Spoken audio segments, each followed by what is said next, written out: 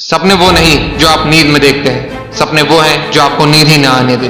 बारिश के दौरान पक्षी छत की तलाश करते हैं, लेकिन बाज बादलों के ऊपर उड़ के बारिश को ही टाल देता है। समस्या समान है, लेकिन आपका नजरिया उसमें अंतर पैदा करता है। ये कुछ लाइंस लिखी थी भारत रत्न डॉक्टर APJ अब्दुल कलाम ने।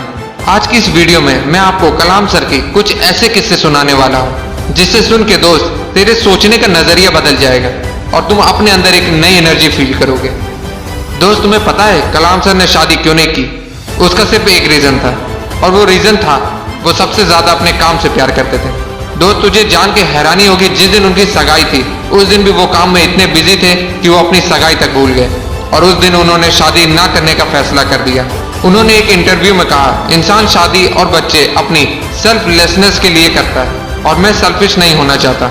मैं अपनी पूरी जिंदगी अपने देश को समर्पित करना चाहता हूँ। दोस्तों, बात है 10 अगस्त 1979 की। 19 साल की मेहनत, 23 मीटर लंबा SLV-3 रॉकेट 17 टन की वजन लेके 7:58 पे आसमान में उड़ गया। ये रॉकेट 4 स्टेज में था, और ये रॉकेट सिर्फ रॉकेट नहीं था, ये सपना था उन तमाम लोगों का जो इस प्रोजेक्ट में शामिल थे, और इस प्रोजेक्ट के डायरेक्टर थे कलाम सर। वो रॉकेट पहली स्टेज तो पार कर गया, लेकिन दूसरी स्टेज में जाने के बाद रॉकेट ने काम करना बंद कर दिया, और 317 सेकंड के बाद कलाम सर और उनके लोगों का सपना कचरा बन के श्रीहरिकोटा से 560 किलोमीटर दूर समंदर में जा गिरा। दोस्त, क्या हालत हुई होगी उस वक्त कलाम सर और उन बाकी सारे साथियों की, जब उन्होंने 19 साल की मेहनत, उनका सपना कुछ ही सेकंड में समुद्र में कचरा बन के बिखर गया। कलाम सर कहते थे कि उस वक्त अंदर से मैं इतना टूट गया था कि मैं बिस्तर में जाके घुस गया, मेरी आंखों से आंसू बहने लगे। लेकिन दोस्तों, कलाम सर हार मानने वालों में से नहीं थे। वो कहते थे, पहाड़ की चोटी से उतरने से पहाड़ चढ़ने का तजुर्बा नहीं मिलता, जिंदगी पहाड़ के चढ़ानों में मिलती है, चोटी पे नहीं। कलाम सर भी इसी तरह एक एक कदम आगे बढ़ते रहे। और दोस्तों, एक साल के बाद 18 जुलाई 1980 सुबह 8:03 पे हिंदुस्तान का पहला सैटेलाइट रोहिणी अंतरिक्ष की ओर निकल पड़ा, और अगले 2 मिनट के अंदर रोहिणी सैटेलाइट अंतरिक्ष में था। कलाम सर ने बताया कि उन्होंने उस दिन जिंदगी के सबसे अहम पल जिए, क्योंकि उस दिन उनकी 20 साल की मेहनत अंतरिक्ष में थी। दोस्तों, उस दिन हमारा देश उन चंद मुल्कों में शामिल हो गया जिसके पास सैटेलाइट लॉन्च करने की ताकत थी। ये सब कुछ हो पाया एक इंसान की मेहनत, उनके नेवर गिव अप एटीट्यूड की बदौलत।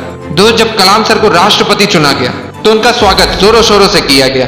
राष्ट्रपति भवन को बहुत ही खूबसूरत तरीके से सजाया गया, लेकिन ये बहुत कम लोग जानते हैं कि जब कलाम सर वहां पहुंचे तो वो बस 2 सूटकेस लेके वहां पहुंचे। एक सूटकेस में कपड़े और दूसरे सूटकेस में किताबें। इसे कहते हैं किताबों से प्यार।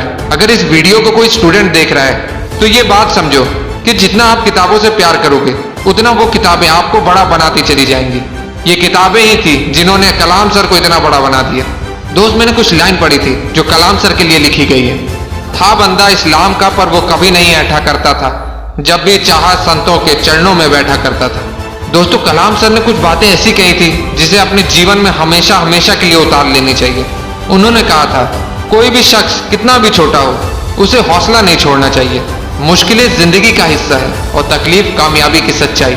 खुदा ने यह वादा तो नहीं किया आसमान हमेशा नीला रहेगा, जिंदगी भर फूलों से भरी राह मिलेगी। खुदा ने वादा तो नहीं किया सूरज होगा तो बादल नहीं होंगे, खुशी होगी तो गम नहीं होगा, सुकून होगा तो दर्द नहीं होगा। ये जिंदगी की सच्चाई है। अगर हम एक सांस लेंगे तो एक सांस छोड़नी पड़ेगी। अगर कुछ हासिल करना है तो कुछ खोना भी पड़ेगा दोस्त। इसलिए अगर सूरज की तरह चमकना चाहते हो तो सूरज की तरह जलना सीखो।